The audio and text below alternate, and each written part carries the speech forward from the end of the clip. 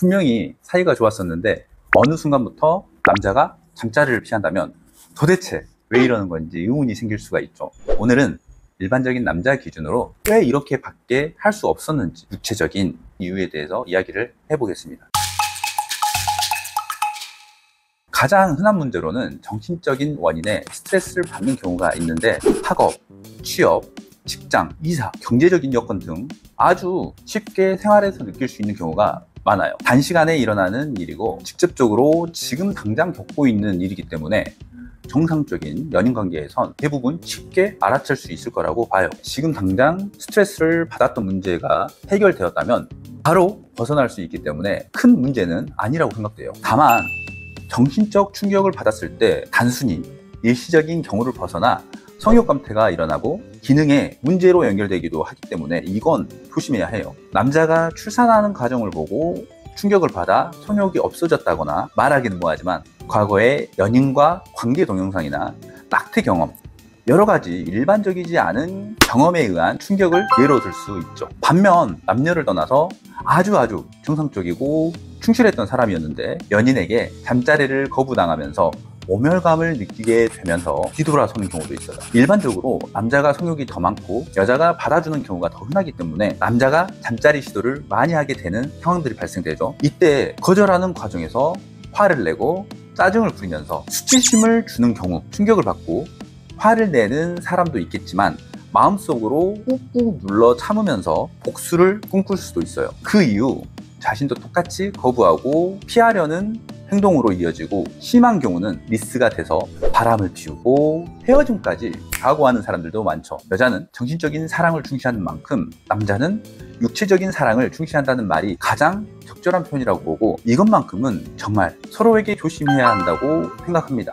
여자들은 분위기를 중시하는 경향이 많지만 남자들의 욕구는 생리적일 때도 있는데 연애 초기의 열정적인 때와 다르게 간단하고 편리하게 잠자리를 하고 싶어하는 경우도 있어요. 하지만 초반에 열정적이었던 경험만 생각을 해서 용납하지 않는 경우, 번거롭다고 생각하고 시도 그 자체를 귀찮다고 여겨버리는 케이스죠. 취향과 타입에 따라 나뉘기는 하지만 이럴 때도 있고 저럴 때도 있다는 것처럼 사고를 유연하게 갖고 때로는 편리하고 간편하게, 때로는 즐겁고 스릴 넘치게 즐길 수가 있어야 한다고 봐요. 다만 너무 간편하고 편한 관계로만 이어지는 건 경계해야 하는 경우가 있는데 바로 내성이 생길 때예요. 내성이 생긴다는 건 자세, 순서, 장소 또는 분위기 등이 여러 가지 동일한 잠자리가 반복되면서 차츰 똑같은 경험이 쌓여서 생긴다고 봐요. 특히나 오래된 연인이 항상 동일한 패턴으로 즐기는 경우 흥미도가 떨어지고 도파민 분출이 적어지기 때문에 관계에서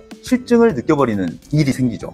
사실 오래된 연인 중에도 속궁합이 잘 맞는 커플은 아주 즐겁게 즐기기도 하는데 이 커플들의 특징은 여러 가지 취향을 솔직하게 이야기하고 숨기지 않고 적극적으로 탐구하면서 서로가 맞춰져요. 자신의 취향을 자신 있게 말하고 경청하며 요구를 들어주면서 상대를 위하는 건 절대 창피한 게 아니고 이걸 우리는 배려라고 하죠. 연인 간의 분위기도 환기시켜야 할 때가 있고 건강한 잠자리를 위해 섹슈얼한 자세와 흥미로운 관계 시작, 섹시한 장소와 연출 등의 노력이 필요합니다.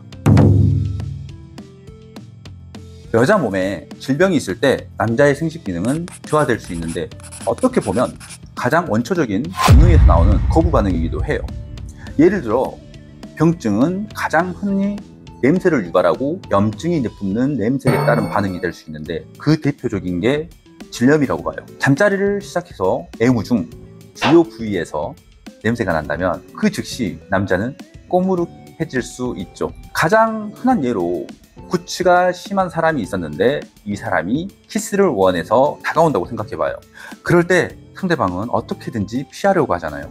그런데 입냄새 나는 사람은 자신은 전혀 모르는 경우가 있듯이 이런 점과 굉장히 유사하다고 생각해 볼 수 있어요. 이런 상태라면 남자는 파트너에게 상처가 될까봐 걱정스러워서 직접적으로 말할 수가 없을 거예요. 솔직히 이 경우에 조심스럽게라도 이야기를 꼭 해줘야 한다고 봐요.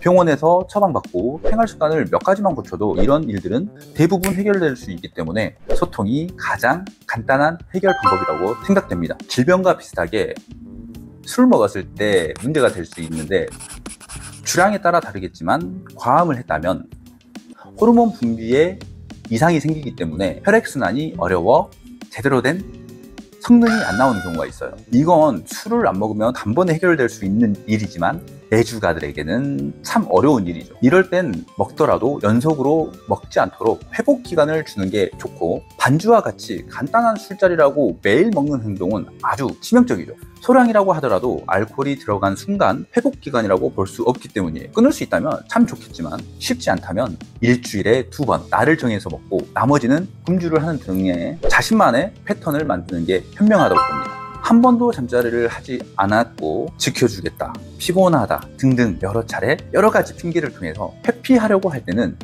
기능에 이상이 있는지 의심해 봐야 돼요. 순수하게 기발이 안 되는 경우도 있고 조루, 발기부전 등의 병증이 있는 경우도 있는데 이걸 숨기는 걸 수도 있어요. 사실 원인도 모르고 자신의 치부라고만 생각해서 숨기려고만 하는 상황도 많아요. 정말 멀쩡해 보이고 건장한데도 병원에서는 원인을 모르는 위기의 남자가 생각보다 우리 주변에 흔하다고 해요. 진지하게 결혼까지 생각하는데 나중에야 알게 돼서 실망하고 괴로워하는 커플도 상당히 많다고 하니까 그냥 넘어갈 일이 아니죠. 이런 경우는 심각한 상황으로 인지하고 얼른 손잡고 병원으로 함께 뛰어가야 하는 거 아닌가 싶어요. 생각지 못한 난관으로 작용할 수 있고 평생 동안 서로 고통스러울 수도 있다는 말이죠. 이렇게 생각보다 여러 가지 경우로 남자들은 잠자리를 피하게 되는데 무엇보다도 중요한 것은 대화라고 봐요. 서로가 다르다는 것을 인정하고 욕구만큼은 피할 수 있는 게 아니고 당당하게 받아들이고 솔직해야죠. 원하는 것을 원한다고 말 못하는 연인 관계는 분명 문제가 생길 수밖에 없다고 봅니다. 특히나 속궁합이 잘 맞는 연인들은 오늘 말하는 문제점이 전혀 없을 수도 있어요. 속궁합이 잘 맞을 때 남자와 여자의 패턴을 보시려면 이어보기를 클릭해 주세요.